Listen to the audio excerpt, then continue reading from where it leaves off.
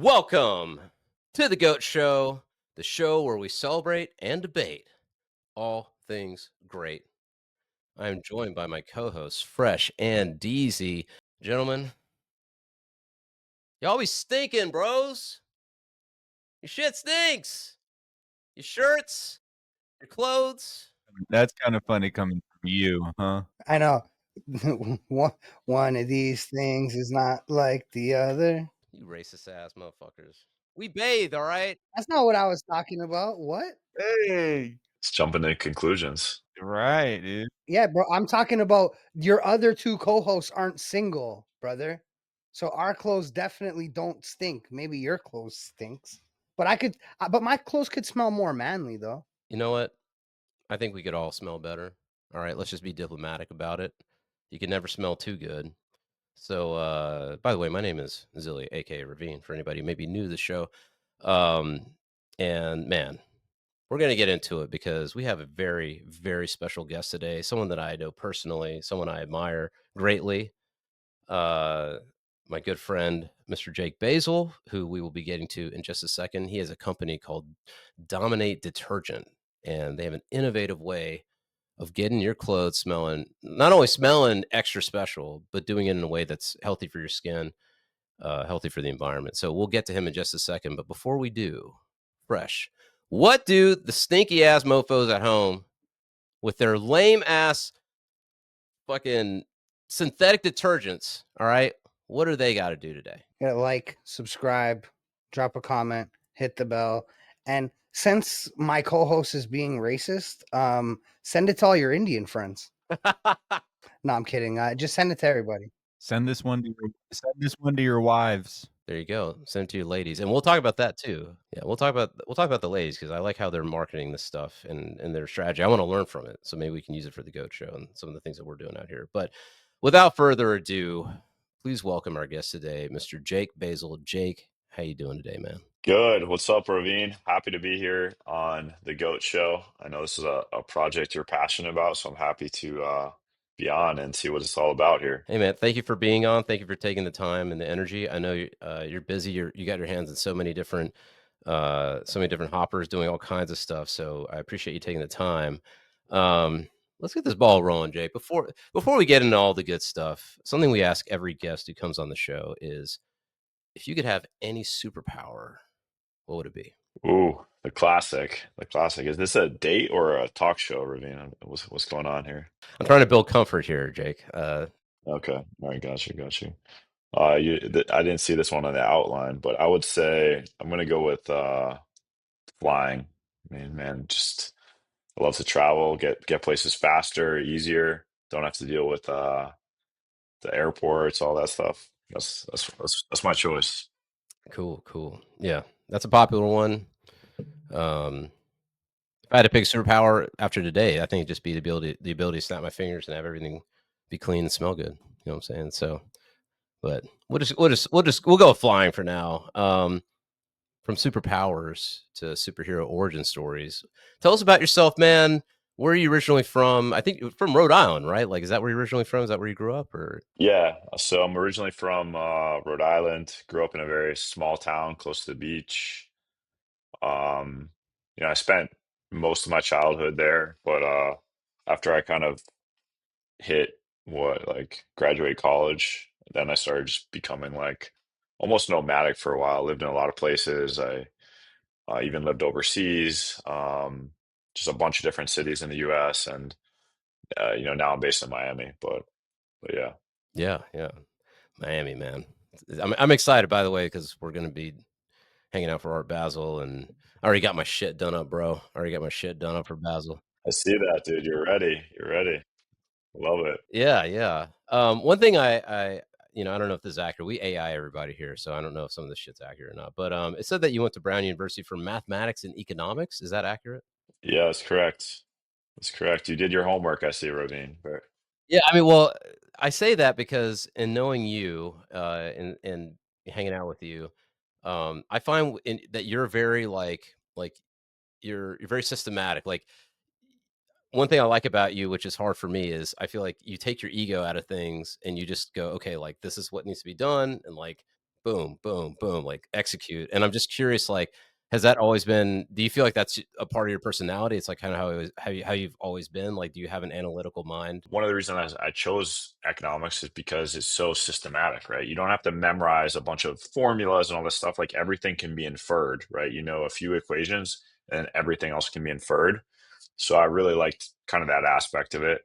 Um, yeah, I think that's always been part of my personality, man. I think being in the military reinforced that, you know, for sure. Like the whole execution and just get stuff done attitude and everything like that. Yeah, well, let's talk about that. So, you're in the Air Force, and in particular, I mean, if this is accurate, you were in Air Force intelligence. Is that accurate? Yeah, that's correct, man. I was a intelligence officer in the Air Force. So basically, um, yeah, dude, intelligence. So basically, I graduated from Brown. Originally, I thought I was going to go to Wall Street. I'd actually like applied to. I'll just tell you the quick story of how a lot of people are like, "How the hell did you go from Brown, super liberal, to Air Force?" Right? I'll just kind of run you through, guys, what happened. But basically, yeah, I was like, "Hey, I want to go to Wall Street." That's why, I was studying economics, studying math. I thought that was going to be my plan. And then junior year, I studied abroad in London for a year. And that was my first real taste of like international relations, being in a bunch of different countries, all those things. And when I was over there, I just discovered this kind of like love of travel and like international stuff and all these things. And when I came back to school senior year, I enrolled, based on that experience, I enrolled in a course called I forget the exact name, but basically it was about U.S. national security policies. And it turns out, the teacher of the class had been involved in a bunch of intelligence agencies and stuff like that. And, he just had like all these really good experiences and stories from that. And, you know, we just learned a lot about like, foreign policy, intelligence, all these different things. And after I took that class, I was like, you know what? I think this is what I want to do, and I want to work in intelligence. So I started applying to a bunch of different agencies. I also applied to uh, air- I also came up with the idea, hey, maybe I could do military intelligence, so I could do intelligence, but also be serving my country, which I thought was really important, and learn leadership and travel and get all these experiences. So basically, I applied for OTS, Officer Training School for the Air Force, which is pretty competitive, and especially to get an intelligence slot is also competitive. I ended up getting a slot. I was kind of like having a few different plans in motion. I also applied to the finance kind of consulting stuff. It was and I actually got a job in wasn't exactly the Wall Street plan, but I got a job in consulting in Boston. And so what happened is I had gotten accepted to the intelligence job, but also the consulting thing. So I took the consulting thing in Boston. I started working there for like over this like after I graduated, and man, I was just like so fucking bored. Like I was just like, dude, hopefully these guys aren't listening to this podcast. Like the guys that I won't say the name of the company, but it was just so boring. I was just like doing like surveys and stuff. And I was just like, this is literally um just a waste of time basically. So I took that as the sign, like, hey, let's pursue the intelligence, the military stuff. I gave them back the signing bonus and I just went off. I went to the Air Force. Yeah, from what I'm reading, you're doing some legit shit, like threat analysis for Air Force One. Like, what does that even mean? Like, how to like you're literally doing? I don't know what you can talk about. Obviously, don't talk about anything you can't talk about. But that's that was from basically from your LinkedIn and stuff like that. I'm just kind of curious, like, what kind of in Air Force intelligence, what are the kind of things that you did? Yeah, I mean, basically, I worked for a flying wing. I worked at Andrews Air Force Base in Maryland, so it's like right outside of Washington, D.C. And basically, our job was to do threat analysis for all the high level VIP missions, that would be flying from that command, basically. So that would include, as you read, like up to Air Force One, POTUS, Vice President.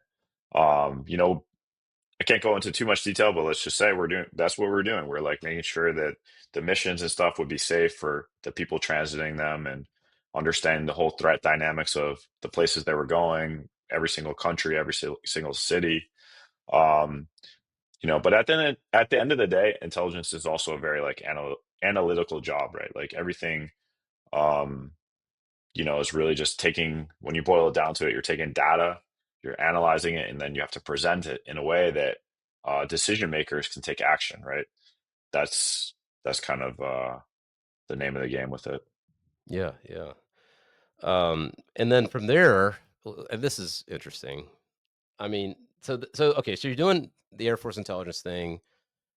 How do you get into like this inspector general stuff at first of all at NASA and then at the Department of Transportation? That shit sounds like that you know what that sounds like to me? That sounds like you're actually dealing with like UAPs and UFOs and this is like just like made up shit. Like that's what it sounds like to me. But what does that even like what is an inspector general at NASA even looking for? It's a lot less cooler than that, I would say. But let's just go. Yeah, like UFO sounds cooler. So if you want to believe that, just believe that. But no, all joking aside, basically you have federal law enforcement, right? And most people know about the FBI. They know about, I don't know, you guys. What other federal agencies have you heard of that do law enforcement? CIA. DEA, Homeland Security. Yeah, CIA is not really, it's not really investigations, but yeah, like Homeland Security, DEA, right? FBI, Secret Service. So you have these ones that everyone's heard of. And basically, um, the federal job designation is called 1811 for this particular job. Special Agent, criminal investigator for the federal government. So you have like, let's call it those 10 agencies. Everyone knows those, right? But what a lot of people don't know is and I think there's, I don't know, 50 or 100. There's a lot of other federal agencies, right, out there, and they all have missions, right? The different missions, and basically most, not all of them, but most of them, I would say, have these agencies called Office of Inspector Generals, which oversee those agencies. Now, not everything that the OIG does is these criminal investigations in nature. It can be more administrative oversight as well. But just to give you a good example, let's think about, you know, Social Security Administration, right? For example, then you have overseeing that the Office of Inspector General, right? So basically, if someone does Social Security fraud, then that OIG has special agents that are employed by them, and they would do those investigations, right? So a lot of times, what you're going to have happen, what you might have happen, rather, we'll say that, is criminals who are doing one type of crime are doing a bunch of different types of crime, right? So if they're doing, drug stuff, maybe they're also doing social security fraud, or maybe they're also doing tax stuff or whatever, right? So a lot of times when you're doing these investigations with the Office of Inspector Generals, they're joint investigations with other agencies. So to put it more concretely, like NASA, they do all the space stuff and all that. But on top of that, what is NASA really? They're an agency that spends a lot of money on things, right? Like they do a lot of contracting, they do a lot of this kind of stuff. So, one of the types of crimes that I would investigate would be like procurement fraud. Like, so NASA contracts where the people that are, doing those contracts, they're doing some sort of fraud scheme, right? So that would be an example of like an investigation that you could do at NASA. So, like, Department of Transportation would be I mean, it makes sense okay, that makes total sense, like, Department of Transportation may be, like, criminals who are, I don't know, I mean, I don't know if it relates to smuggling or anything like that, but just, like, financial crimes, things like that, like, is that kinda the idea? So, all right. So DOT is a little bit different because they also have oversight of a few other agencies. So DOT oversees like Federal Highway Administration as well as the FAA, for example. So we could also do investigate crimes related to those mandates, basically, right? So, if you had like a bunch of air controllers that had falsified their certifications or something, or if you had, parts that were going into planes that weren't like they were like falsified certifications. Maybe they were supposed to be XYZ quality, and the company knowingly substituted bad quality parts or parts from China when they were supposed to be from the U.S. Right? That would be some other examples, or pilots that are falsifying their records around flight stuff, or you could do federal highways, right? Federal Highway Administration, they also uh, there's a lot of federal money that's going to support highways, right? So you could have you know fraud investigations related to improper use of those dollars as well. Um, but yeah, so basically, when you're working for the OIG, any one of these OIGs, for the most part, you're going to be a special agent, just the same kind of credentials as like FBI or something like that. But your mandate is much narrower, like the types of crimes you're going to investigate, right? So it's for the most part, it's a lot of like white collar crime and things like that. But you have the same authority to carry firearms, do arrest warrants, do search warrants, all those kinds of things. Drive your undercover police cars, all those things. But your mandate is much narrower, right? Um, so that's kind of what it's all about. Got it, got it. That's interesting, man. I never knew that about you at all, so I just wanted to get a better sense of that. All right, so you were talking about before how you were gonna, you were kind of going into the investment side of things out of college. So you transitioned out of the Air Force into investment banking. Is that accurate? Yeah, basically, man, what happened is I was doing all these kind of like government, military stuff, and it was great. Like a lot of positive things to say about that. But I think ultimately, like I really had this like desire to start my own business. I realized at some point during this journey, I was like, I really want to do my own thing. And what I realized as I was kind of thinking about this is I was like, listen, that's cool, but like to myself, I guess listen to myself. But I've never really worked at like a private company. I had like these internships, stuff like that, but in the stint with the consulting company. But I was like, you know what? Maybe it's a good idea to apply to business school, and then they'll teach me the skills to like learn how to start my own company. So that's kind of what I did. I applied to business schools. I ended up getting a full scholarship to go to NYU Business School. So that was kind of among other options. Plus I love the school, so I was like, this just kind of made a lot of sense. I went there, and kind of what happened is I got to NYU, and my plan was entrepreneurship, entrepreneurship, entrepreneurship, like plan A, B, and C.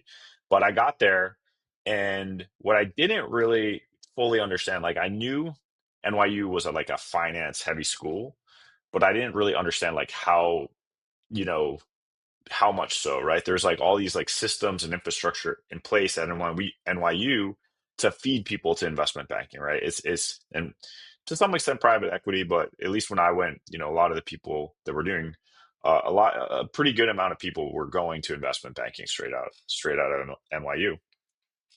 So basically, as soon as I got to NYU, they were like, "Hey, do you want to start recruiting for investment banking?"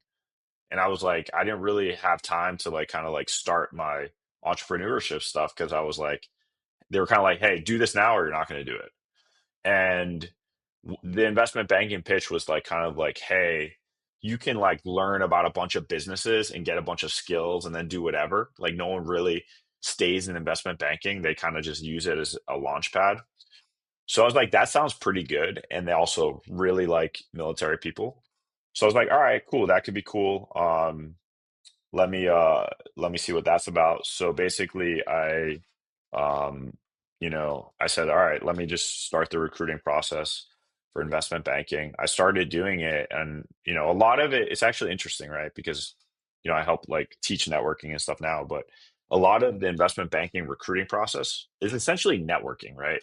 It's kind of like a huge tangent, but like there's not really like there's a minimum bar for like your technical acumen, but to actually get one of those seats, which are very limited, you have to just be very likable and just network a lot, right? So that was kind of the investment banking recruiting process for a lot of it.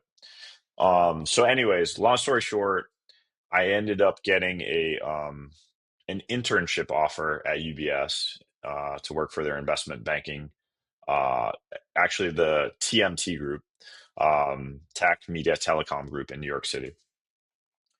So I take the internship. Um, it was a good experience. I learned a lot. It was difficult, of course, right? It's grueling. Investment banking is like not easy. What does that entail, like in terms of what you were doing were you looking for deals? Were you, helping with other deals? Like, what exactly did that look like? No, basically, basically as an associate. So when you come in out of business school to an investment banking job, you come on as an associate. You're not a managing director who's sourcing deals and managing client relationships, right? You're an associate, so you manage analysts who are just out of college. And basically, what you're doing, it depends on the group you're in, but for the most part, you're doing stuff like, uh, I don't like more kind of like lower level, if you will. Like you're managing the financial model, you're managing the building the presentations to pitch to the client. You may have like a part in that presentation, like, hey, I'm gonna have this segment, but you're not like sourcing deals. You're not like really the leader leader of the deal. You know, you might be the leader of the model, you might be leader of this segment, you might be leader of the due diligence process, but you're kind of like more with the behind the scenes kind of stuff, I would say. But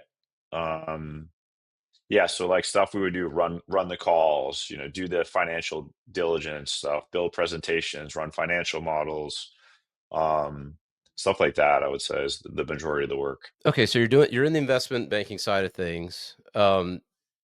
What was Westforth Capital? I don't know if that's a big part of your story, but like, eventually you do jump back into entrepreneurship, and I'm kind of curious, what was that journey out of the investment banking into finally getting back to what you originally wanted, which was to become an entrepreneur and pursue that side of things. Yeah, so what happened is I did investment banking with UBS for a few years. I finalized the internship. They gave me a return offer to come back full time as an associate. But I basically lobbied them and I said, listen, I do, I want to come back, but I want to be in the mergers and acquisitions group, like not the TMT group. I wanted to be more on the deal side and make sure I was getting like a lot of deal reps, right? And so they said okay, and so I ended up I took the full time offer, graduated from Stern, worked there for like about 2 years ish, two plus years, something like that. And basically around the time COVID hit, I was able to go work from California for a little bit and stuff. And then I think basically what happened is at some point during the UBS time, I think I just kind of hit this like limit point where I was like, listen, this is cool. Like obviously, like I had my kind of like reservations about banking, right? Like a lot of people do. You get burnt out. You start to feel like some of the work you're doing isn't extremely valuable, right? Like, you know, there's an extremely high burnout rate in investment banking. Like most people do not stay, right? I think I started to hit my limit for investment banking, knowing that like the whole point of all this was to do something entrepreneurial. So I kind of was hitting that limit and I was thinking like, okay, what can I do? Can I like find a new thing, like start working on something else on the side, like be a part-time entrepreneur? Like, what am I going to do? How am I going to kind of elevate to this next step?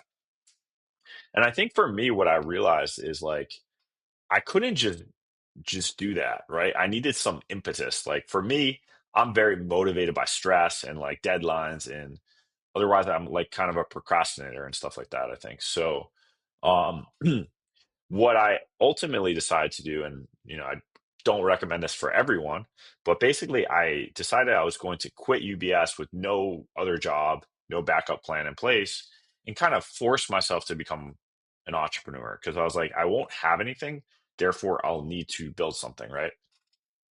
So that's kind of what I did. I gave my notice to UBS. I ended up taking a short break. I took like 6 months off. I traveled, I skied and snowboarded, like just in the US, but I did kind of like this trip in the US and kind of collecting my thoughts. And then eventually what happened is I started working on some like ideas of different things after I kind of finished my, I don't know what you call it, but my like exploratory time. Sabbatical. Yes, sabbatical time or whatever. And I started working on some projects. And nothing, to be honest with you, nothing was really like firing. Like it was kind of like not really working in the projects I had tried to start working on. And around that time that it was like things weren't necessarily clicking too well. I had a former colleague from business school approach me with the idea of starting our own investment bank. And at first I was like, dude, like I just left this other thing. Why am I going to go start this, entrepreneurial investment bank kind of deal? And, basically, we talked for a while about it. And what I eventually, he helped me like kind of see this as well. But what we collectively began to understand is that like the type of work I was going to be doing with the new venture was quite different than the work I was doing as an associate, right? Like it's sourcing deals, managing client relationships. That would become a huge part of the job, versus just like building financial models and presentations was going to be much less important. So with that in mind, I eventually, and I saw the potential of the opportunity as well. So eventually I said, okay, let's do it. And then we went off to the races with that, basically. When does so we and I see there's a bunch of other things that you've done, but I really do want to get to dominate. But uh, the way that I know you, the way that I met you is through the MOA network, Men of Action Network, Michael Sartain's program. We've had a bunch of people on the show, interviewed a lot of different people from the program on the show, including Michael himself. And we don't have to get into the details of what it's about, but one thing that it teaches is high status networking, like how to, meet people. There's different methodologies for doing that. And so I'm curious, like, when did that land on your radar? What was sort of the impetus to join the program? And you've already talked about how a lot of investment banking is about networking, the people and being a likable person. How did the program, further assist you in your entrepreneurial journey? Yeah. So basically, I think, Michael Sartain, he runs a great program. Basically how Ravine we met, right? I was a coach for the program.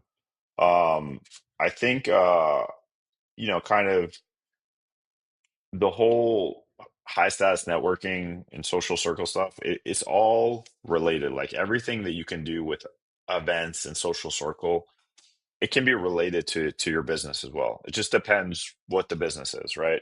But at the end of the day, any business, you need to interact and meet people and you need to connect with people. So if you can learn high status networking to a extremely high level, that's going to help you in whatever you're doing, right? Whether it's friendships, dating, business, and stuff like that. So I think it's extremely important skill set to have down. Cool. So you have all these skill sets from all the years of from your military career, from being in investment banking, from all these different aspects.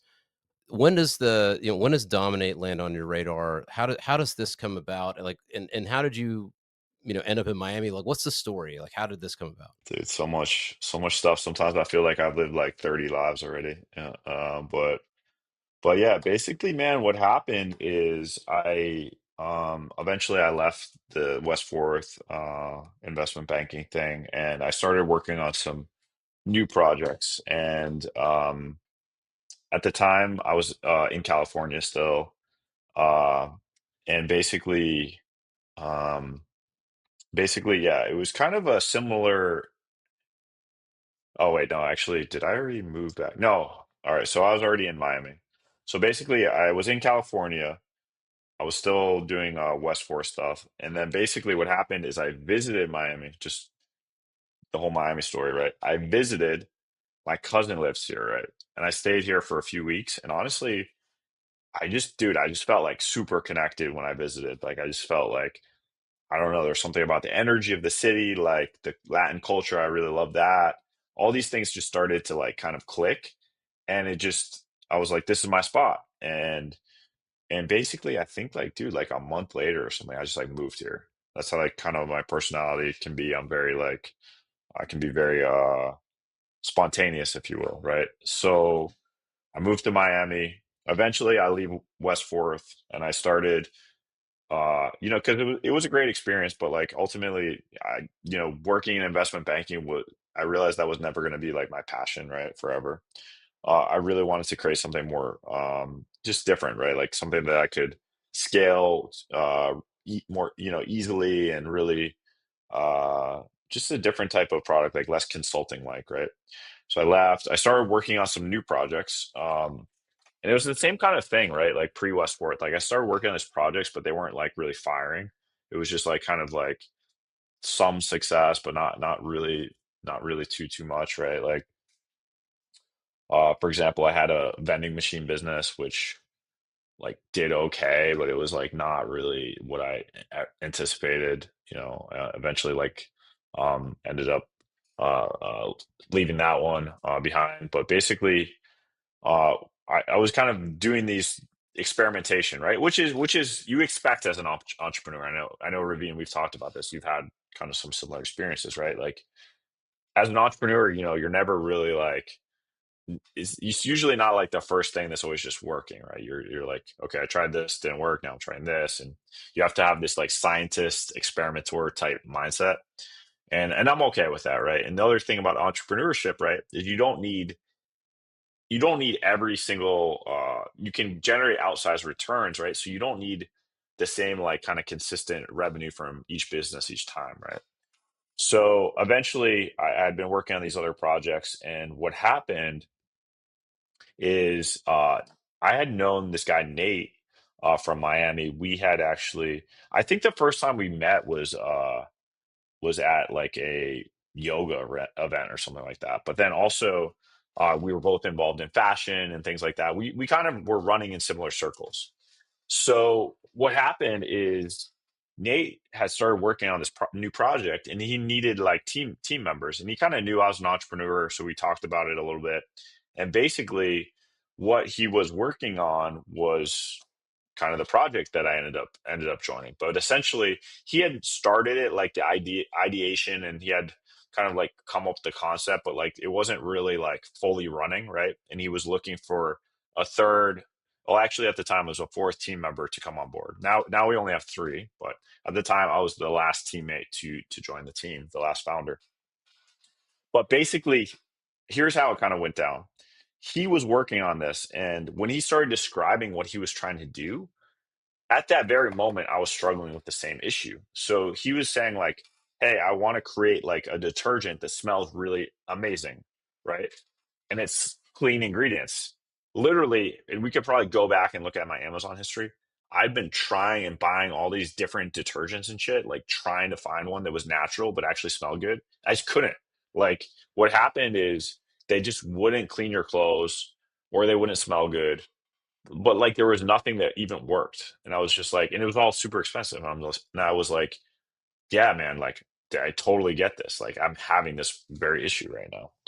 So, we talked for a bit, and eventually I decided to come on board as a co-founder. And that's the project, we've been working on since that happened. I gotta ask, man, what's wrong with current detergents? Like, why do I gotta take my Tide out the fucking laundry room and toss that shit? What's going on, man? Tell me about detergents, how they're made currently, and why they suck. Yeah, so the landscape of laundry detergent right now is it's been a relatively like undisrupted industry, I would say, for a long time, right? You have a few major players that are everyone knows, right? Like Tide and Arm& and Hammer and these things, right? Or whatever, right? There's they have huge brand power and customer loyalty, and they have great distribution, right? There's a number of reasons why, they're in place and people just buy them, right? They trust them and stuff like that. That being said, there hasn't been like, I think because of that, maybe, right? There hasn't been a ton of innovation necessarily. There has been innovation, but for the most part, most detergents that you buy today still come in like a big jug, and they're liquid, right? That's the form factor for most detergents hasn't changed. Yeah, you have powders, you have some other stuff, but relatively kind of speaking, like most detergent is kind of similar. Um, a lot of detergent companies, they put stuff into the detergent that's not good for you, right? It could be a carcinogenic material. It could be a phthalate, which is designed to make fragrances last longer, but also disrupts your hormones. It's an endocrine disruptor. Liquid detergents, because they're liquid, they need preservatives. right? Preservatives can irritate your skin. So, and because it's liquid, on top of all these health detriments, right, that we see in these liquid detergents, because they're liquid, the other thing is like, how do you store that? You need this big plastic jug. Like, have you guys like held these jugs, right? Like, you guys know what I'm talking about. They're hefty, right? Like, you could probably run over these things with a car and they might survive, right? They're like so sturdy. Those things, like you throw them into the landfill, whatever, like those are not going away for a long time, right? So those are not the best for the environment. Plus, you have microplastics, all these other things going on with that. So yeah, that's kind of the current situation with a lot of these detergents, especially we don't really like the liquid ones too much, which I'll tell you why about what we prefer in a second here, but yeah, that's kind of the overall situation at the moment. Have you seen a difference using your detergent versus liquid detergent? Have you like noticed a difference to your skin and stuff like that? I personally haven't, to be honest with you, I haven't had skin issues from any detergents, but maybe I don't have like super sensitive skin. I don't know. Have you guys had issues? I can't use most detergents. Okay. Do you have like irritation of your skin or what happens? Yeah, I get rashes and Certain detergents give me rashes. I can't do that. Yeah. So basically, could be causing that is the preservatives in the detergents, which, liquids, again, we need preservatives because they're in. Another thing about liquid detergents is call it like 75% of the solution is water. And basically you need the preservatives to basically keep the aqueous solution you know like working correctly, right? So it could be the preservatives, it could be one of the other filler materials that you have in these ingredients. Speaking of ingredients, when's the last time you guys looked at the ingredients of your laundry detergent? I look at it. I look at ingredients pretty often, but I haven't made any huge changes on laundry detergent. It's just something that You kind of bring up a good point. Like, I mean, I haven't at all, but also when it comes to things like detergent and stuff, like, I don't know, like you just don't think about, you just assume that it's a synthetic thing that you're just going to put on your shit. And then, you know what I'm saying? Like, I don't really think about like, oh, like maybe there's a different way that you can like actually use different ingredients to, get it clean or whatever. I don't know. I mean, that's just me though. The question is like, all right, do you guys look at your food ingredients? Let's just take another category of stuff. oh yeah, oh yeah, yeah. Yeah, of course. And do you change your purchasing decisions based on the ingredients you see in the containers? absolutely. Yeah.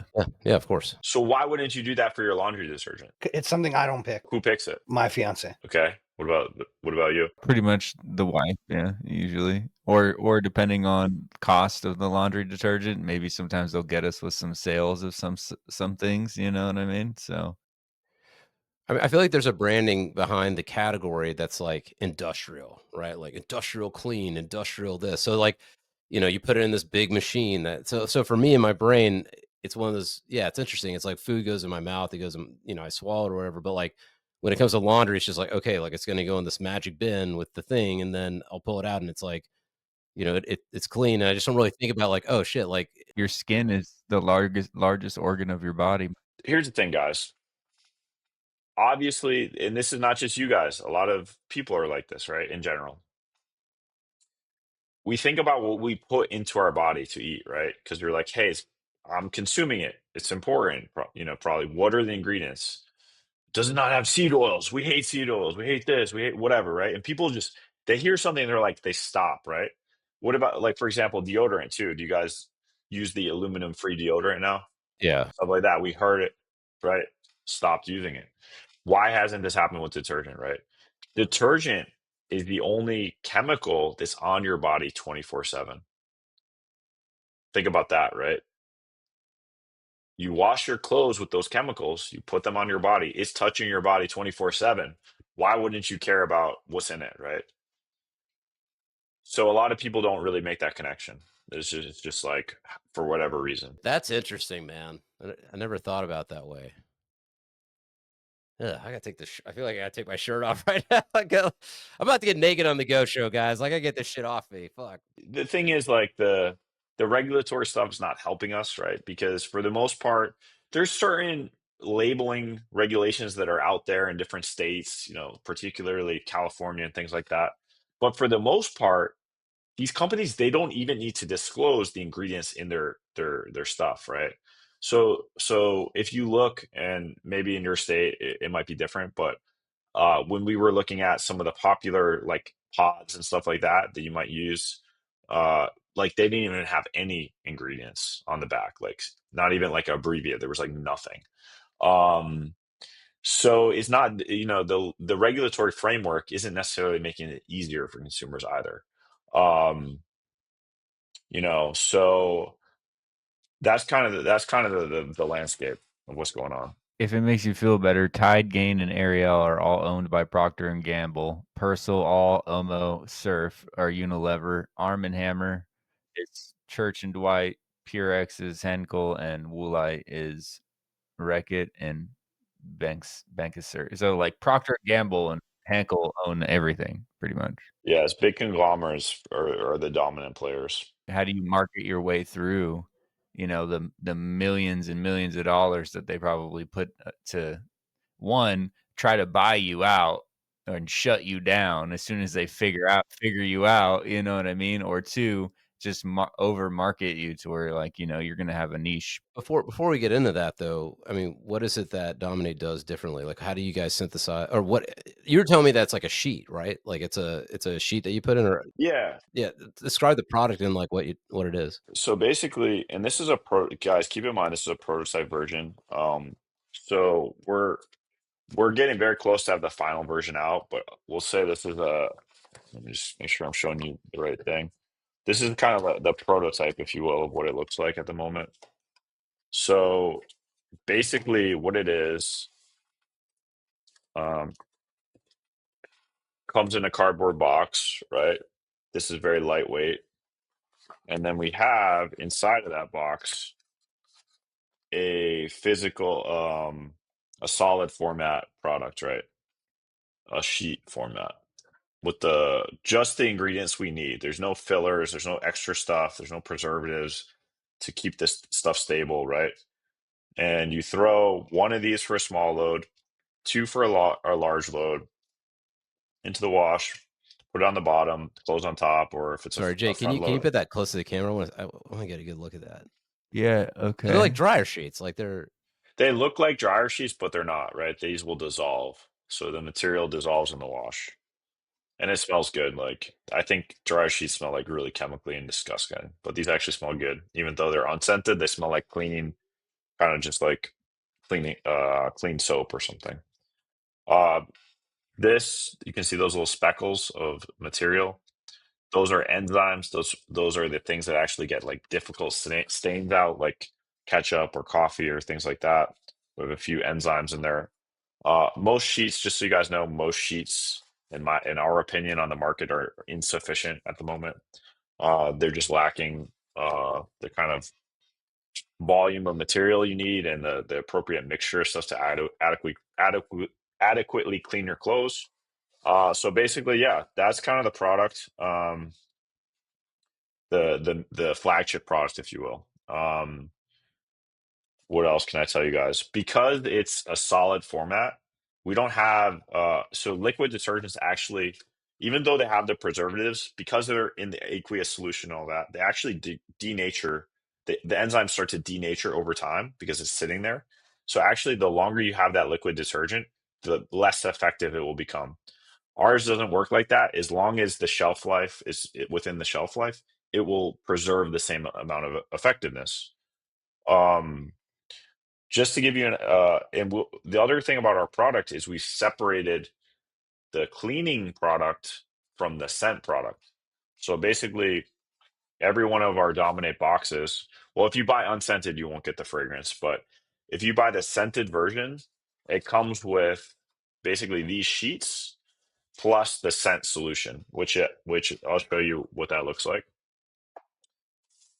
It's basically comes with a dryer ball that looks like this, a wool dryer ball. And basically, it comes with this oil, dryer ball oil. Like this one is a rendition of Baccarat. right? That smells really good. And all you do, like if you want your clothes to smell out of the wash or dryer rather, you take a few drops of this oil and you put it on the ball like this, put this ball in with your clothes, and it comes out smelling amazing. Like this stuff smells like so good, right? And we have 4 different scents. You put that in the you said the dryer or the wash? The dryer. This is a dryer ball, so New Zealand wool dryer ball. This goes into the dryer and makes your clothes smell amazing, but also helps them to dry faster. You know, dryer balls can help dry your clothes like 20% faster and make them feel more soft. So this package ships with the cleaning product, but also the dryer ball and the oil, dryer ball oil. So each load you can choose like, hey, do I want with scent or without? Because a lot of people, what we discovered through the survey process, it's like a lot of people, they don't want everything scented. They want certain stuff. Like maybe they don't, for whatever reason, they don't want their day-to-day stuff, their sheet scented or something, but they want their day-to-day like shirt scented, you know, stuff like that. What kind of oil do you use for the like the oil, the scent oil? So we have we work with directly with fragrance houses to develop this oil. That being said, this is V1 of the product.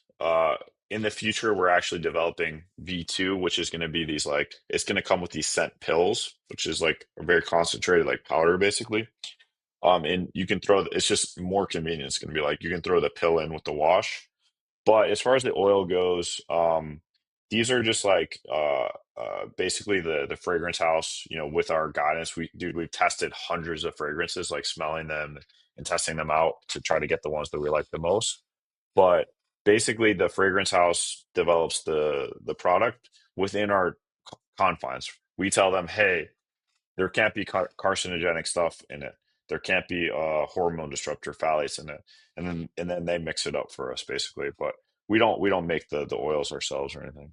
So one thing that I found really interesting is the way you guys are marketing this product, and I wanted to get your feedback on this because it's just something that fascinates me. Because I think traditionally the idea is like, okay, you do all this work, you get all the R&D done, you know, you finally have this product, and then okay, you put it out in the market. But what I'm noticing with you and Nate is that y- you're kind of like showing on social media, I think on TikTok, Instagram, like your personal Instagram, his Instagram, and TikTok, you're like kind of showing like the process as you're going along. Like as you're going through this thing, you're kind of giving like uh I don't know, like one element is that you're kind of showing the development of the product, but the other element is that you're kind of pulling together like a community around this product and sort of getting it out there as it's being developed. So I'm just kind of curious, like was this something that was like an actual strategy that was discussed? Is it just like, okay, we're out here, we already got our socials, like now we're just going to start, slipping in sort of what we're doing with this product as well? Like how does that work? No, it's all part of the master plan, Ravine. So basically, both Nate and I, we also do events, right? I do events in a bunch of different stuff, ranging from nightclubs to boat stuff, like boat days, to fitness influencer events, to dinners, to mansion parties. I do like a lot of events. It's kind of like a hobby, if you will. But what happens is during these events, we're getting access to not access, we're becoming friends. We're bringing into our network like really cool influencer model type people, right? And basically, what we're now building is we see TikTok is the growth engine of this product, right? TikTok right now, TikTok Shop is just blowing up, right? Like people are hand over fist making like tons of revenue and stuff like that. We are trying to curate and build a community of affiliates to help us sell this product. And basically, from those events, we get a lot of people who are potential affiliates and we build relationships with them. And then eventually they become affiliates for Dominate, selling our stuff through their own platforms on TikTok, or it could be Instagram in the future as well. But of course, they get a commission of that, and then they come to the events again. So it's like a big circle, basically, right, of connections. Um, so we're trying to do something really special with the affiliates, though. We're trying to create like a local community in Miami, in addition to the affiliates that are in other cities. But we're helping to train these affiliates on how to be successful so they can grow with us, but they can also work for other brands in the future. And then also, we're going to have a lot of exclusive events for them in Miami. So it's a pretty cool initiative. So what's the game plan, man? What's the I mean, I mean, I know world domination, obviously, but I'm kind of curious, do you have certain goals that you have for the short term? Maybe like 1 year goals, 5 year goals. Like what's sort of the roadmap for the product at this point? Well, basically, do you mean like target revenue or target sales, or what do you mean? Or more, is it more general, like kind of like where we see it? Maybe more general, but I mean, hey, if you got specific numbers you're trying to hit, that'd be great to, kind of, whatever you're comfortable with discussing. But So basically, like first we have to finalize the product, obviously, right? And it's coming. It's going to be soon. But in the meantime, we started selling other stuff, right? So, like for example, right now you can buy the scent solution on its own because it's already ready, right? So when you buy the scent solution, you get 3 of these dryer balls plus the dryer ball oil, which is like 3 ounces.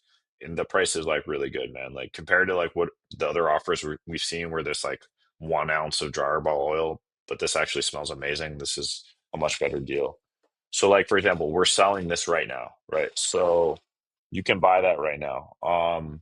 We also started selling it's kind of a adjacent product, but one of as we're building out our affiliate network, we started to sell some more kind of like beauty adjacent products. So we're selling these like Korean skincare, these oil water sheets. Like you can buy these now, right, from us. Um, we're coming out with a stain pen that we're still experimenting with soon. But basically, the game plan is like, let's get this affiliates printing, really good creative. They start to make money, which makes us money, obviously. Get everything kind of rolling with that.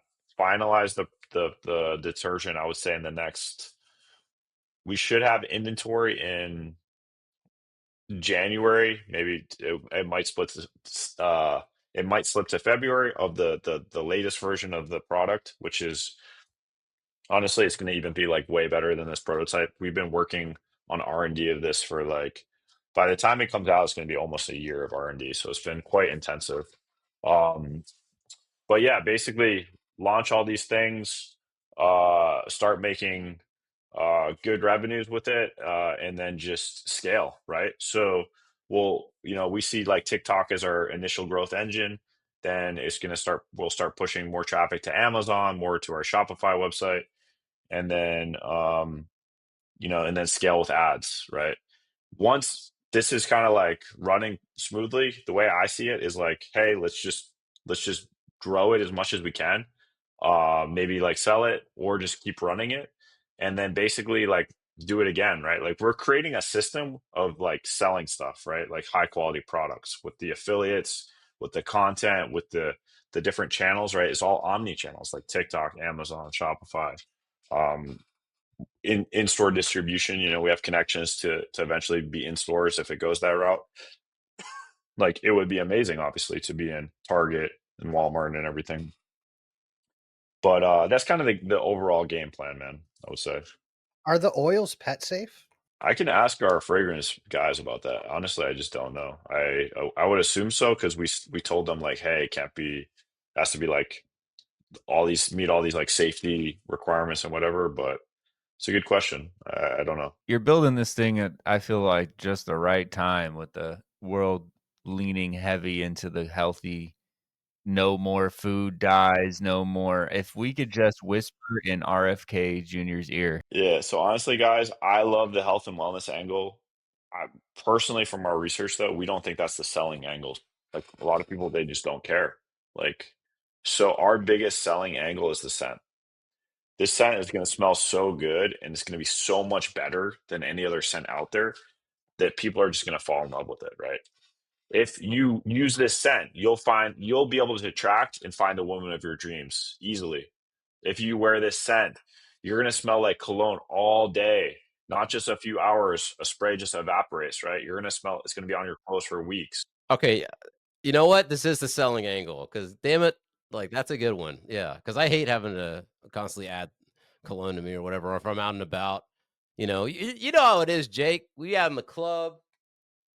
We out here sweating, that EDM pumping, and guess what? Like, do I smell good? Do I smell bad? I think scent is a very powerful thing, right? Like people, I'm sure you guys know this, but like scent can carry memories. It can anchor. People use scent anchoring, like they'll like kind of like spray or smell something to get back into a state that they had like previously, right? There's all these like stuff that scent is able to do. And dude, even just like when I smell like our scents, you just like it's crazy. Like you just get this feeling of you're like, oh my gosh, that smells so good. You like feel good, right? So when you smell good and you feel good, you can also operate at a higher level beyond what it does for anyone else around you. That's amazing. But if you feel like you smell amazing, it also allows yourself to operate at a higher level. So we're trying to like create this brand around like the founders are operating at the highest possible levels, like myself, Nate, Leo, like we're crushing it in every. We want to lead by example. Let's lead, showing our potential clients and people like, hey, we're not just saying you can do this. We're going to demonstrate, put in the work to get to these highest levels of social networking, of physical fitness, of business acumen. And if by kind of leading this lifestyle with us, you can also achieve this. Like you can achieve the dominate lifestyle. And this starts with the simple, the basic stuff, right? Just clean your clothes with clean stuff and smell amazing, right? And then it can lead to these but basically that's our target audience, the high performing person, right? Who wants to just take everything to the next level and smell amazing. That's the ideal archetype, at least right now, right? Like, dude, eventually maybe like who knows, like soccer moms are gonna love it and they're gonna be like, yo, this is like the greatest thing ever. And maybe that becomes our target niche eventually. But and I'm not saying we wouldn't sell to dude, of course we want to sell to everyone, but at the end of the day, you have to have a niche, right? Of people you think are going to be your biggest fans as well. Yeah, yeah. Well, I mean, I've always thought the name was great. Dominate Detergent. I mean, just it's like, yeah. I mean, some of the detergents are, I don't know, a little weak sauce. All right, we Fab. We gonna go with Fab? It's also unisex, right? Like it's not just originally we were targeting just men. Women tried our detergent and they were like, this smells amazing. We need a women's version. So eventually we pivoted. And like for example, this is one of our scents. It's called Certified Baddie. This is like the one of the women's scents, right? Smells amazing. Um, Dude, that's gonna kill. Certified Baddie. yeah. When is that out now? Yeah, you can buy the dryer ball oil solution right now. Oh shit. All right, lady goats. You know, you know what to get. For the listeners, I'm gonna make sure we get this added. We don't even have this dryer right now. The dryer ball oil is only available on our TikTok shop, but I'm gonna get it added to our website probably in the next day or two. So you should see it on the website as well. But otherwise, we have our most up to date storefront is our TikTok shop right now. It's just if you go into the shop and you type Dominate Detergent, you'll be able to find it there. Well, listen, this has been awesome. I appreciate you coming on the show, Jake. You're a goat in our minds. So with that, we're gonna do a little toast to you, a little goat toast Do it. action. Cheers to you, G. Cheers. Cheers, brother. Wishing you much success, you and Nate, in this endeavor. And your third, I don't know who your third guy is, mystery third guy, Leo's the third guy. Leo. We see you, Leo. You're seen. No, wish you guys a lot of success. And I know you personally, Jake. Like you're a great dude, and I know you're working hard. And I got a lot of respect for you, man. Appreciate that. You as well, Ravine. Seen you be an upstanding dude. So yeah, if you're in Miami, I don't know. You may want to follow Jake on his personal as well. We'll put that in the show notes. Jake M. Basil on Instagram. If you're interested in being a TikTok shop, influencer person, definitely give him a follow and give Nate a follow. Just one more thing about the affiliates. We can take any affiliate with 1,000 followers on TikTok. That's all you need to join us. Like the actual benchmark for most kind of affiliate creators is like has moved to 5,000. We can take people with 1,000. So if you're interested, definitely reach out on Instagram. I'll respond. I look at those messages every day. All right. Everybody get your follower count up to 1,000 now. All right. Got to get on this Dominate. Get some of that money. Okay, cool. Well, listen, Jake, thank you so much again. Appreciate you, dude. Fresh. I already feel a little bit fresher now. I feel even cleaner now that we've had this interview. So what do the people out there got to do, Fresh, before we go on out of here? Like, subscribe, drop a comment, hit the bell, send it to everybody, and wash your ass.